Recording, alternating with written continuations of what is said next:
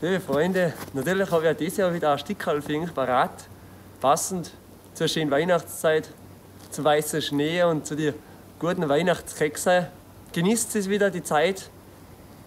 Habt ein paar schöne Stunden in der Familie. Ruhe gehen mit der Harmonika. Und genießt jetzt das schöne Video da auf das Slackline.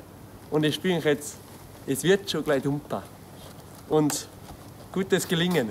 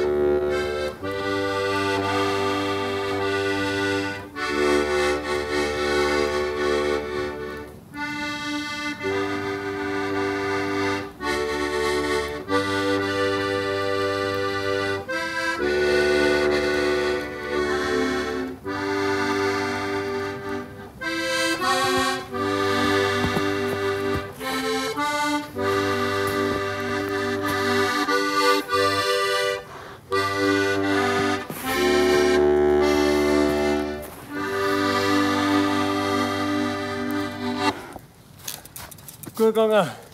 Schöne Weihnachtszeit.